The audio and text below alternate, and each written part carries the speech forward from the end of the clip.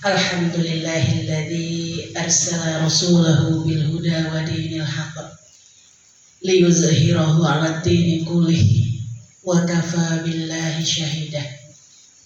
Asyhadu an la ilaha illallah wa asyhadu anna Muhammadan 'abduhu wa rasuluh la nabiyya ba'dah. Allahumma fassalli ala Muhammad wa ala alihi wa ashabihi wa man tabi'ahu ila yaumiddin, amma ba'd. Ibu-ibu jamaah pengajian Masjid Al-Misbah yang insya Allah dirahmati oleh Allah Subhanahu wa Ta'ala. Sebelumnya saya nyuwun pangapunten ingkang kathah ya Bu, karena jadwalnya harusnya jam 8 saya diminta datang, tapi qadarullah kok lebih 10 menit. Aslinya itu karena di rumah saya pusing Bu. Sebelum berangkat ke sini saya punya kebiasaan menyiapkan materi. Materi itu saya harus sesuaikan dengan kebutuhan jamaah. Sebelum kesini saya sudah diminta, Ibu nanti ngasihnya materi yang itu aja nggak apa-apa, sama Ibu ya, Bu Sita, Ibu Yanti, yang itu aja nggak apa-apa Bu gitu.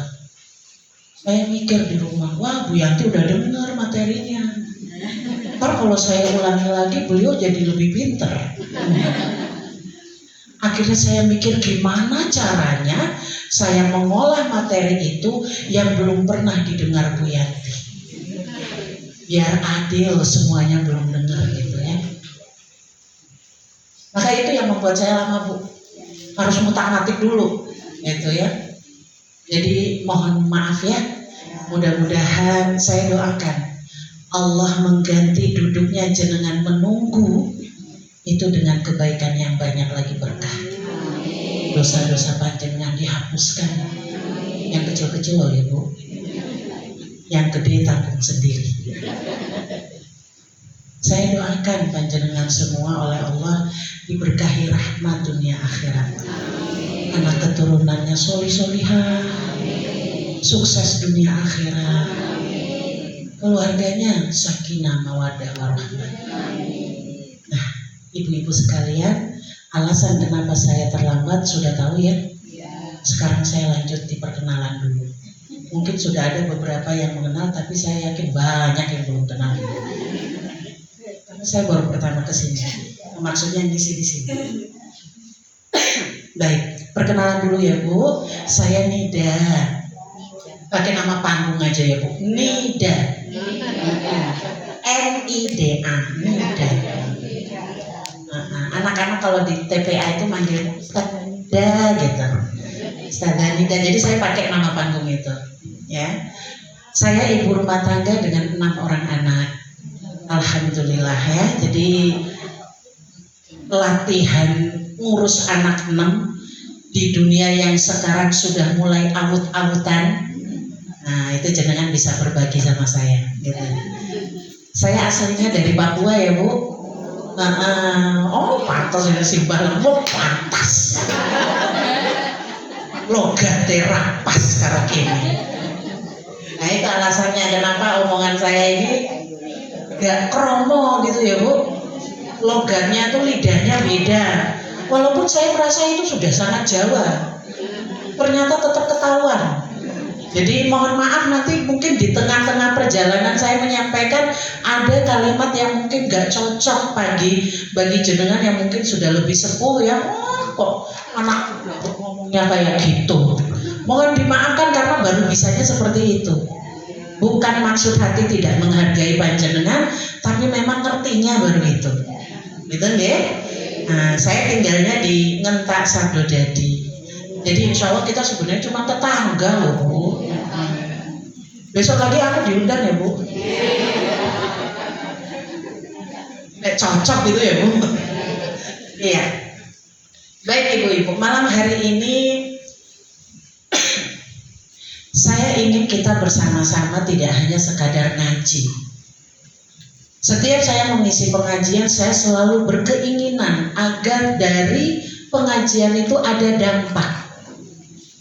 Mungkin tidak sampai dampak itu kepada orang lain, tapi minimal ke dalam diri kita sendiri. Malam hari ini saya akan mengangkat sebuah tema, rumah yang sepakat, anak lebih selamat. Nah, ini pengajian ibu-ibu kok ngomongin anak? Karena itu adalah tanggung jawab kita. Jadi nyambung nggak Bu? Nyambung, ya. Kalau mau berbicara tentang bagaimana peningkatan iman dan takwa, insya Allah dari ustadz-ustadz lain udah bisa. Karena setahu saya katanya yang ngisi ibu-ibu jarang ya Bu. Nah maka karena saya seorang ibu, saya coba ngambil dari sisi parenting gitu ya. Jadi kita ngajinya ngaji parenting Islami, gitu insya Allah. Boleh ya Bu? Sudah siap ya Bu? Siap. Tadi selama menunggu ada yang pulang nggak?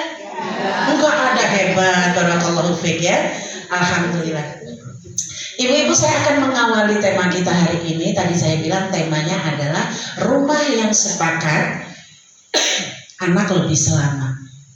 Saya akan mengawalinya dengan sebuah kisah. Kisah ini bukan kisah yang menyenangkan ibu-ibu, tapi kisah yang cukup menyayat hati. Ya, saya baru baca itu kisah nyata. Ya, saya baca di Facebook. Jadi ada seorang anak namanya Raka, umurnya 13 tahun. Dia adalah korban perceraian kedua orang tuanya.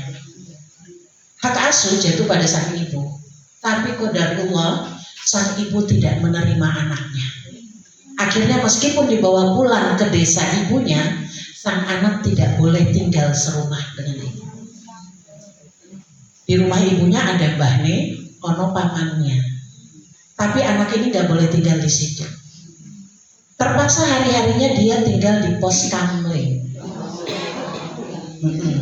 Ya. Bagaimana caranya dia hidup? Dia bekerja ya dengan cara membantu tetangga mungkin bersihkan halaman kayak gitu. Ya. Kemudian ya pokoknya bantu-bantulah. Setiap hari seperti itu ibu selama 3 tahun. Sampai suatu ketika saat cuaca sangat dingin menusuk tulang, dalam keadaan lapar tengah malam. Ini saya cerita ini saja saya merinding. Dia pulang ke rumah ibunya, tapi tidak mengetuk karena dia tahu pasti dia ditolak. Maka dia lewat belakang, manjat ke genteng, masuk lewat, ada celah-celah genteng itu dia masuk lewat situ. Ternyata ketahuan oleh Mbahne. Mbahne nangkap, keluar ibunya. Lantas oleh sang ibu dipukul, dicaci maki, sampai anak ini tidak mampu bergerak. Tidak puas sampai di situ ibu, karena ibunya ngelihat ini anak sudah sekarat. Apakah muncul iba dalam hati? Tidak. Justru anak ini dibawa ke sungai, di tepian sungai itu dibuang dalam keadaan terikat. Yang memiriskan hati si Raka ini meninggal bukan karena dipukul, tapi karena tenggelam.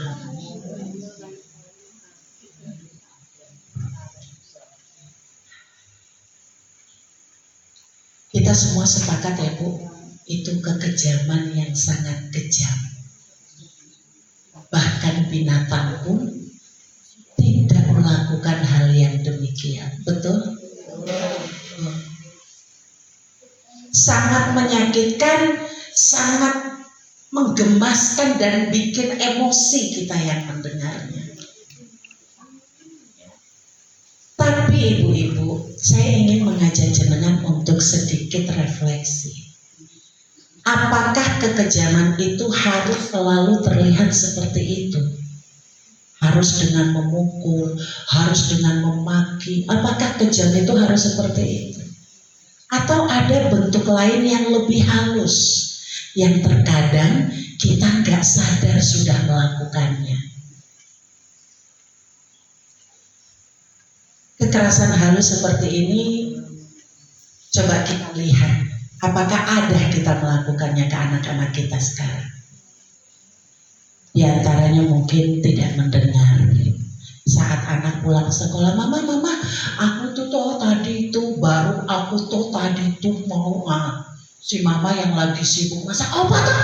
Oh wes, cewek gue, udah sana ganti baju, cuci kaki, cuci tangan, makan, tidur. Anak belum sempat cerita. Atau kita melukai dengan lisan. Iki 3 tambah 5 piro.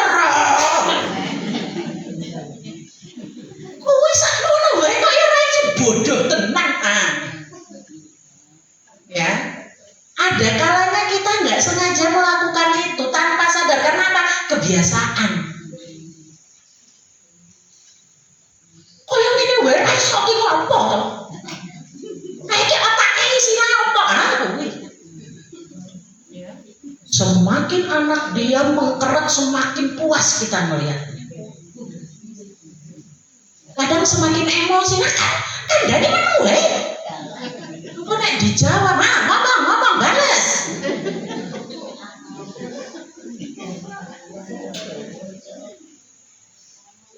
Atau mungkin kita sibuk dengan dunia kita sendiri. Sudah siap-siap arek pengajian, anaknya, mama, aku pengen beli ini. Udah nanti aja, mama tuh mau pengajian, tahu gak sih? Sibuk dengan HP-nya, ya lagi balas WA, enggak lihat mama lagi sibuk. Sibuk apa? Mau udah diem.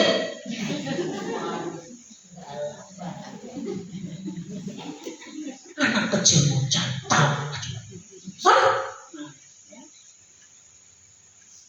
Dan ada lagi yang lainnya, barangkali mungkin ketika dalam mendidik anak kita ada kecenderungan gak kompak sama pasangan. Mamanya bilang, mama cuci tangan lek tidur. Papanya, wis lah anak lu baru pulang, wis biarin aja mereka lihat-lihat HP sih, ya ora apa-apa. Bapak sama ibu sudah sepakat, wis pokoknya nek pulang sekolah aku kudu sih datang bane. Nah, yo mangkat sik ya nang kono kae lho ono sing apik. Anake wis tak suruh tidur mbak apa mak. Wah, foto kae ki apik kae. Ora usah denger mbokmu. Hah? Kowe iki drama mbah karo ibu. Menantu mertua. Banyak-banyaknya kayak gitu dramanya.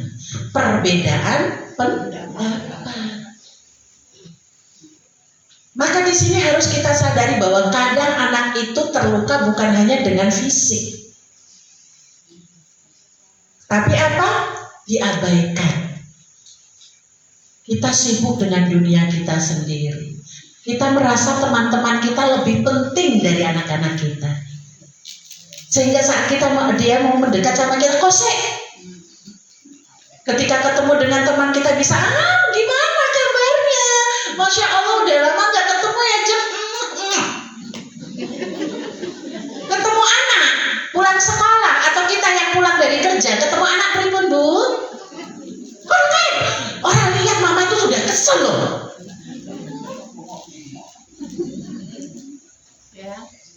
Tanpa sadar kita sering melakukan hal seperti ini.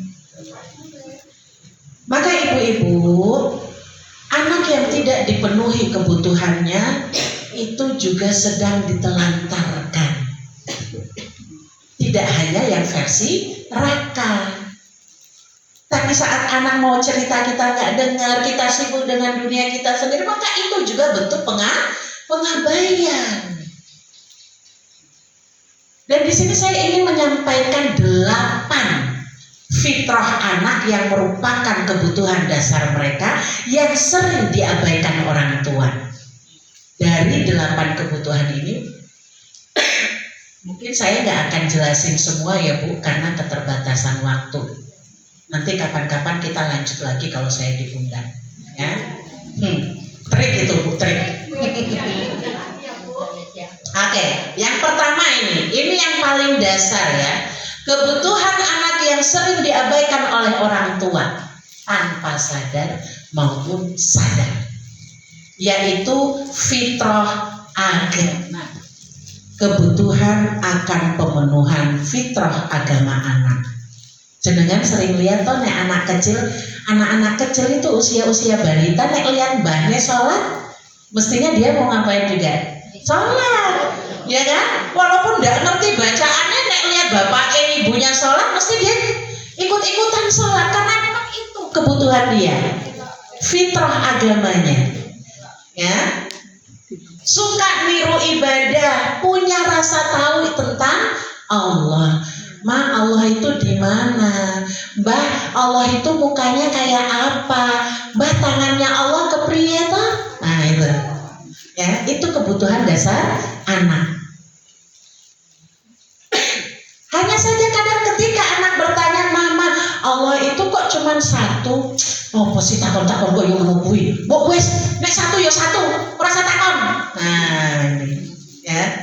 Tanpa sadar kita melakukan hal yang seperti itu, mematikan fitrah agama anak.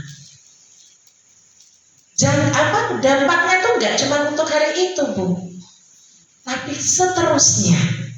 Itu yang bahaya.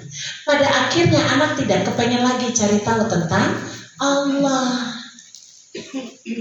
Apalagi anak-anak gen sekarang, Bu. Mereka itu tidak lagi kayak kita dulu, gen X, gen baby boomer ya. Itu nek orang tua udah bilang 1 tambah 1 2. Anak sekarang, kita mana tuh kalau diomongin gitu? Nek anak sekarang gen apa, Bu? 1 tambah 1 2. Mereka akan tanya, kenapa? Kok iso? Jadi mereka akan bertanya alasan di sebaliknya. Maka kalau jenengan lihat anak-anak sekarang kok banyak tanya, pancen memang sudah fitrahnya, Bu. Maka kalau rumah itu tidak sepakat dalam hal iman, anak bingung siapa yang mau diikuti. Mamanya suruh sholat, papanya nggak sholat. Anak milih mana? Nggak sholat. Ya, mamanya ngajak, ayo Nak kita ngaji dulu. Papanya lagi asik nonton bola, anaknya nonton TV. Ya, jadi ini satu ya tentang pengabaian fitrah agama. Yang kedua ada fitrah bakat. Setiap anak itu punya potensi unik ya, Bu. Ada yang pintar bicara, ada yang seneng gambar gitu kan. Tapi kadang orang tua itu apa? Maksa ngikutin maunya orang tua. Orang tua dulu kepengen jadi dokter, masih jadi dokter. Maka anaknya dipaksa sekarang harus kuliah ke kedokteran. Gitu. Lanjut lagi, saya cepatkan aja yang di sini ya. Ada yang ketiga namanya fitrah suci. Anak itu lahir dalam keadaan bersih ya Ibu. Jadi mereka itu kalau sampai suka berkata kotor, suka merendahkan orang lain, itu bukan dari mana-mana, tapi dari lingkungan terdekatnya. Ya, jadi jangan sampai aku kira tahu ngajari koyo ngono, kok iso ya saiki dia kayak gitu. Nggak usah tanya, itu artinya memang ada di lingkaran kita yang sering seperti itu. Jadi rumah ini adalah sebenarnya sebagai tempat pertama membentuk akhlak anak. Dan seorang ibu itu adalah madrasatul ula, sekolah pertama anak. Nek ibunya sering ngeluarin kata-kata kotor, suka marah-marah, anak akan tiru yang seperti itu. Ya. Selanjutnya yang keempat fitrah akhlak. Anak punya kecenderungan untuk mengenal baik dan buruk, dan ini memang sudah istilahnya Allah ini kan di dalam Quran surat Asy-Syams ayat 8, fa'alhamaha fujuraha wa taqwaha. Jadi manusia itu dalam penciptaannya sudah dibekali fujur dan takwa, begitupun anak-anak ya. Jadi mereka itu sudah punya potensi itu, bisa baik bisa buruk. Nah tinggal ini keluarga yang membentuknya ya, baik atau buruk itu tergantung keluarganya. Jadi apa? Dia itu yang anak-anak itu lebih banyak pengaruhnya apa yang dia lihat, bukan apa yang dia dengar. Ini hati-hati ya Bu. Kadang kita itu nasihati panjang pendek. Wah gini jadi anaknya ngene. Rasanya udah banyak nasihat. Ini kok anaknya tetap koyo ngono karena apa yang dia lihat. Ibunya ngomong A tapi kalau kelakuannya B, maka itu yang dia ikuti B-nya. Nang sholat nang, iki wis jam piro? Ning ibunya masih sibuk pegang HP. Maka anak yang dilakukan adalah pegang HP. Wah ini dikandani sholat. Yo wes nang ngadepin kayak gitu sing sabar. Ya, ngajari sabar ceritanya. Apa-apa nih sabar. Ibunya ngomong sabar tapi pakai penekanan. Maka anak yang dilihat itu. Yang kelima, ada namanya fitrah kebenaran. Anak itu aslinya nggak suka bohong ya Bu. Apa yang dia lihat itulah yang dia sampaikan. Cuman ibunya atau orang tuanya yang sering bikin belok. Ya. Jadi anak sing jujur, nek kandhane apa-apa ki mbok mireng. Enggak boleh bohong, nek bohong nanti masuk neraka loh. Nah, mama mau bubuk ya. Nanti kalau misalnya ada Bu RT cari mama, bilang mama lagi pergi gitu ya.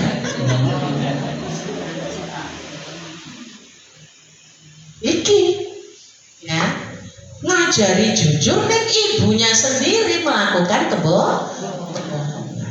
Mau minta duit gak ada 1.000 wae ora ono. Makanya nang dompet wis dikandani ra ono ki ra ono. Ya karena dia tahu di dompet ada. Gitu ya. Jadi kalau orang tua tidak jujur, anak belajar dari situ, bukan dari ceramah tentang kejujuran. Ya, jadi yang lebih berdampak itu pada kenyataannya, teladan. Yang keenam, fitrah estetika. Anak itu suka keindahan, rapian, suasana nyaman. Itu anak ya Bu, aslinya. Nih kok jenengan terus ngopong nang omah iki marah-marah habis main ora diberesi kok. Fitrah estetik saka ngendi? Aslinya memang dia suka kerapian Bu. Anak yang hidup di rumah yang rapi, indah, itu lebih tenang hatinya ketimbang rumah yang berantakan. Kalau anak berantakan itu dalam proses belajar. Kan ada moto dari Rinso ya Bu, kotor itu bagus katanya. Ini enggak lagi iklan ya Bu. Nah itu hal itu tadi terkait dengan fitrah yang ketujuh, yaitu fitrah kreasi. Ya, anak itu memang sukanya apa? Mencoba, ingin mencoba. Kemudian apa? Bereksplorasi. Makanya sering berantakan, sering kotor. Tapi justru itulah fitrahnya dia dalam tahap belajar. Tapi kita orang tua gimana Bu? Kalau udah main tanah, jangan main tanah enggak kotor, cacingan. Padahal dia ini sedang belajar. Dengan dia main tanah itu Bu, dia bisa melatih ini loh, sensorik halusnya itu untuk merasakan kasar lembutnya. Saya pernah punya anak bimbingan belajar, itu dengan nasi tuh jijik, megang benda kecil nggak bisa Bu. Jadi tangannya tuh gini, nggak bisa ngambil karena tidak dibiasakan untuk menggenggam. Ya, jadi sebenarnya memang main pasir itu ya baik-baik saja Bu. Di situ banyak yang dia latih di situ ya. Nah kemudian yang kedelapan, fitrah intelektual. Anak itu punya rasa ingin tahu yang tinggi. Dia pasti banyak bertanya, suka eksplorasi. Maka ibu-ibu ketika jenengan berhadapan dengan toddler atau dengan balita ya, anak yang lagi senang-senangnya bertanya, jangan hardik atau jangan, udah nggak usah banyak tanya, ibu ya pusing. Jangan.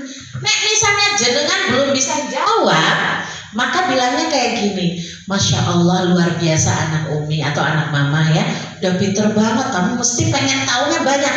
Tapi maaf, untuk saat ini Mama belum tahu jawabannya. Nanti kita cari tahu bareng ya. gitu. Ya, ini tips mbak juga bisa. Aku bisa duwe anak kecil, aku anaknya wis gede semua, bisa anaknya putu ya bisa diajari kayak gitu ya Bu. Atau ketika jenengan melihat anak kok ngajarin ke putu yang nggak benar, misalnya kayak gitu ya, mamanya apa sih tahu katakan wae, jenengan bisa mengingatkan. Kalau anak itu orang kayak gitu, nek kowe belum bisa jawab ya jawab aja, maaf mama belum tahu. Nanti kita belajar bareng. Itu tidak mematikan kreativitas anak. Justru anak akan apa? Mamanya itu luar biasa mau mengakui kekurangan diri. Anak belajar dari situ untuk menghargai orang lain. Ya. Maka ibu-ibu semua, ketika kita menjadi orang tua yang tidak mampu menjaga 8 fitrah anak tadi, yang akan terjadi itu adalah anak menjadi pasif, kalau tidak agresif, pemarah, suka mukul teman, ya, itu yang akan terjadi. Kemudian yang kedua apa? Tidak percaya diri.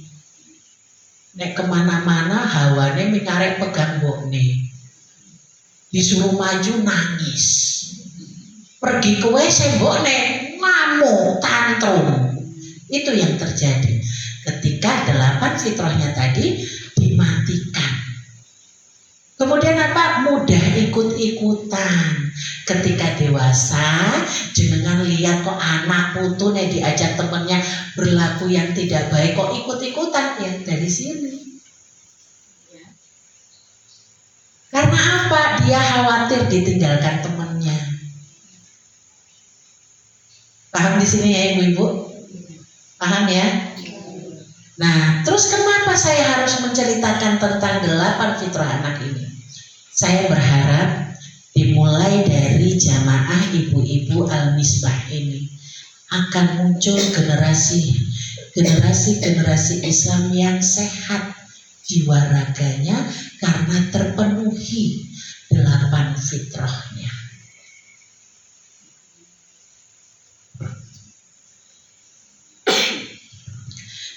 Ibu-ibu yang dirahmati Allah, semua fitrah yang tadi saya sampaikan itu sudah ditanamkan dalam diri anak oleh Allah. Tapi apakah dia tumbuh atau rusak, itu tergantung panjenengan semua. Oke? Nah, orang tua, jadi ada hadisnya ya.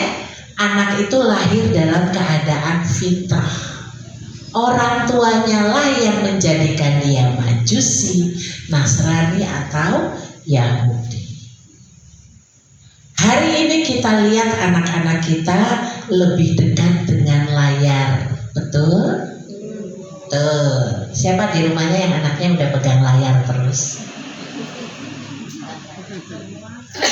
Semua ya, nggak hanya anaknya, orang tuanya ya pegang layar. Lebih mudah tersenyum sama layar timbang pasangan, ya nggak Bu? Suami istri duduk bareng ya ungkur-ungkuran sih, sono sini sibuk. Terus tanya apa tuh? Murah apa? Tidak hanya anak yang dekat dengan layar, tapi juga orang tua. Ya. Tapi anak-anak kita sekarang yaitu mereka lebih dekat dengan layar, jauh dari nilai. Tidak semuanya Bu, tapi sebagian besar. Nilai kejujuran, nilai disiplin, nilai tanggung jawab, ya jauh. Mereka lebih nyaman dengan melanggar semua itu untuk menunjukkan apa? Aku sudah gede. Kemudian apa anak kita sekarang ini Bu? Minim pendampingan. Orang tua saking sibuknya. Tidak hanya bapaknya yang keluar bekerja, bahkan terkadang ibunya pun keluar bekerja. Pulang-pulang duanya udah capek. Anak mau cerita nggak ada tempat lagi. Anak saya yang laki-laki nomor 6, usianya 9 tahun. Dia kalau lagi lihat saya pegang tablet gini, Dia hanya tanya gini, Umi, adik paham Umi lagi bekerja. Adik doakan semoga pekerjaan Umi lancar dan cepat selesai. Tapi Umi, apakah Umi mempunyai ruang untuk bercerita?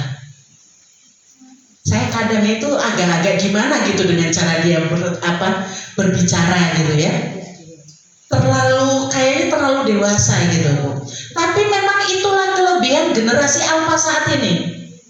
Mereka itu punya kemampuan berbicara, kosakatanya itu sudah kayak orang dewasa. Karena apa? Ya itu tadi. Dia dapat pengetahuannya dari gadget. Ya. Apakah Umi punya ruang untuk bercerita? Saya kalau udah ditanya kayak gitu gak bisa jawab, gak ada. Karena saya menilai dia sudah meminta dengan baik-baik. Udah minta baik-baik kok masih ditolak, kan gak enak ya Bu. Maka saya akan bilang oke, silakan ceritakan.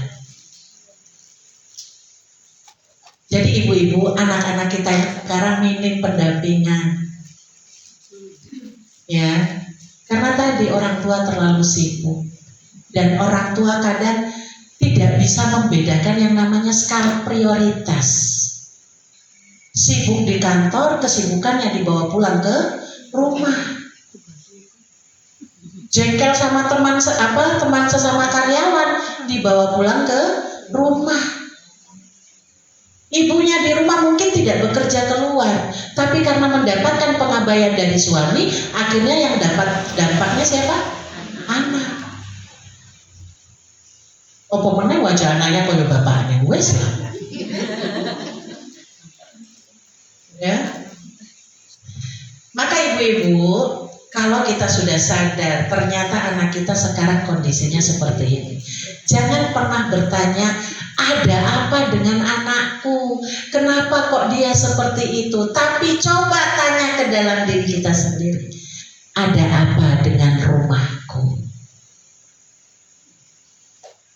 Apa yang salah, apa yang kurang dari pendidikanku? Gitu ya. Karena rumah yang tidak sepakat bukan hanya membuat anak tidak nyaman, tapi bisa merusak fitrah yang Allah titipkan. Dan yang mengenaskan bisa seperti neraka. Na'udzubillah min dzalik. Ya, jangan sampai yang seperti itu. Ketika fitrah agama anak itu lemah, maka anak akan kehilangan arah. Ketika fitrah kasih sayang tidak terpenuhi, maka anak akan mencari keluar. Maka jangan heran ketika anak-anak kita sekarang lebih nyaman cerita sama temannya ketimbang sama orang tua. Karena orang tua kalau diajak cerita hawane arek menyalahkan. Makanya jadi anak itu ya. Tapi kalau dengan temannya Bu, mau bener mau salah, temannya bilang apa? Keren bro, mantap bro. Itu sehingga anak merasa selalu didukung oleh temannya. Nek mau cerita rombok alamat dapat ceramah 7 jam. Nek dengan temannya tidak, dukungan, mau benar mau salah didukung terus. Keren bro, mantap, gasken. Ya. Ketika fitrah identitas mereka rusak, maka anak akan mudah terjerumus. Ketika kita merasa di rumah udah menanamkan nilai-nilai, kok anak tetap aja terjerumus ke dalam hal yang tidak baik, karena identitas dia, fitrah identitasnya rusak. Ya, ibu-ibu yang dirahmati Allah, anak itu tidak butuh orang tua yang sempurna. Dan kita memang tidak akan pernah bisa menjadi orang tua yang sempurna. Bahkan saya sendiri sampai hari ini masih tetap belajar bagaimana menjadi orang tua yang tidak emosian. Harap maklum ya Bu, saya bawaannya dari Papua. Jadi yang namanya gas-gas itu, kompor gas, kompor opomene itu gampang meledaknya. Maka sampai hari ini saya masih tetap belajar. belajar gimana Bu? Ketika anak misalnya lagi ramai di dalam rumah, saya hanya akan menarik nafas.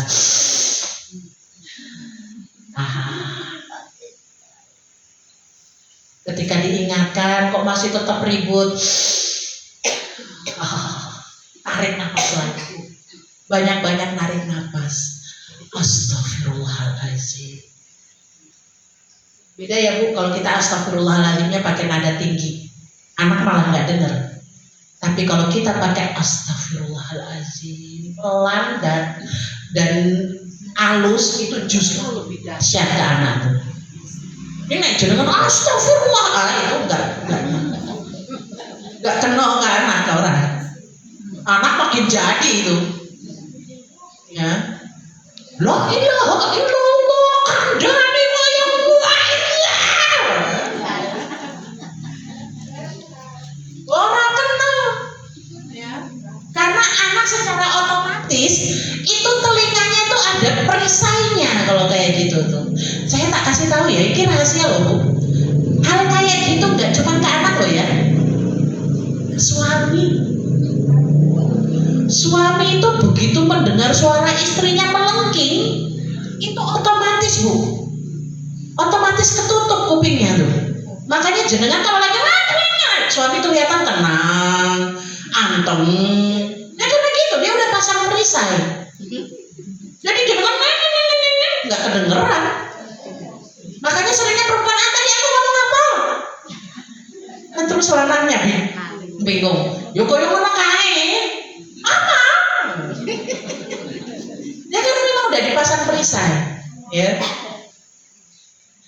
Jadi apa yang harus kita lakukan ibu-ibu dalam 10 menit ini akan saya berikan sedikit tips untuk panjenengan semua, baik untuk orang tua muda ataupun orang tua ya, yang sepuh alias Simba, ya. Iki tipsnya ini, gimana caranya kita untuk bisa sedikit membantu anak-anak kita agar mereka tidak kehilangan fitrahnya. 1, hadir utuh tanpa distraksi. Distraksi itu apa? Gangguan.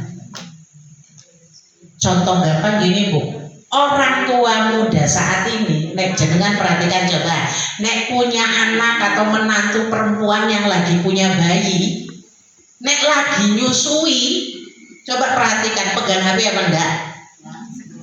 Yang enggak pegang HP alhamdulillah. Tapi kebanyakan mereka ibu-ibu muda saat ini kalau sedang menyusui anak sambil pegang HP, itu distraksi. Padahal saat menyusui itulah momen terbaik kita untuk membangun bonding dengan anak. Ya. Yang kedua, itu kalau anak baik. Untuk anak yang sudah sekolah juga bisa ya. Contohnya saat anak mau cerita dengan kita, lepaskan semua hal-hal yang mengganggu perhatian kita. Lagi nonton TV, kalau bisa matikan TV dulu. Lagi pegang HP, ya taruh HP-nya, gitu ya. Itu hadir utuh tanpa distraksi. Yang kedua, betul-betul dengarkan anak. Jangan cuma ketika anak cerita ya, terus kita oh iya, ape. Udah, ya wes sekarang mama mau kerja ya. Enggak, ya. Tapi betul-betul mendengarkan. Oh kayak gitu ya Dek, ya Allah mesti adik itu sedih banget ya kayak gitu. Tapi adik luar biasa loh, udah bisa menahan emosi adik. Itu mendengarkan. Jadi kita tahu betul dampak dari ceritanya. Kemudian yang ketiga, satu arah dengan pasangan atau dengan orang rumah. Simbah kalau bisa ya Mbak, biasanya ini simbah ini loh. Mbokne bapaknya wis duwe aturan, mbahne dateng, wis bubar itu aturan. Kata mbahne ora apa-apa, putune ming siji kok ngopo. Nah, ini. Tapi nggak semua mbah kayak gitu. Kalau mbah yang di sini insya Allah mbah-mbahnya solihah semua. Ya, tuh ya. Jadi satu arah dengan pasangan, jangan sampai kita ada apa perbedaan pendapat di depan anak, ya, karena itu akan membawa pengaruh ke mereka. Kemudian yang keempat, bangun suasana iman. Yang paling utama dari semua itu adalah ini, bangun suasana iman. Jadi biasakan terlihat ibadah-ibadah itu di dalam rumah. Ya, jangan sampai rumah kita kosong dari ibadah.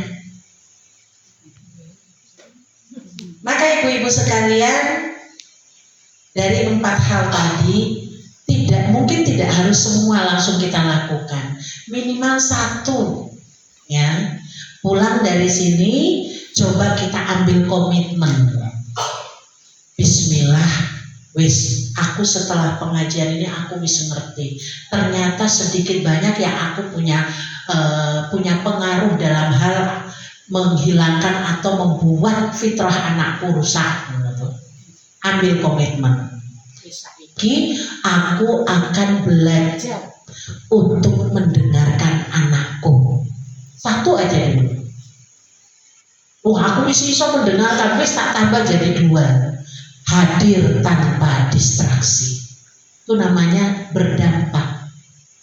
Jadi jenengan duduk di sini sampai hampir 1 jam, jangan sampai sia-sia. Ya, duduk, dengerin, pulang, hilang. Kalau bisa ada dampak. Ya, tadi komitmen 1. Ya, dan mudah-mudahan ketika jenengan sudah mau berkomitmen, saya doakan semoga Allah menjadikan jenengan mudah untuk bisa mendidik anak keturunan panjenengan menjadi manusia yang solih-solihah, utuh fitrahnya. Semoga Allah menjadikan lembut hati kita untuk bisa selalu hadir tanpa distraksi terhadap anak-anak kita. Ibu-ibu yang dirahmati Allah, saya pikir demikian apa yang bisa saya sampaikan. Mohon maaf apabila ada kekurangannya. Aku qouli hadza astaghfirullahaladzim wa astaghfiru minkum. Billahi taufiq wal hidayah. Assalamualaikum warahmatullahi wabarakatuh.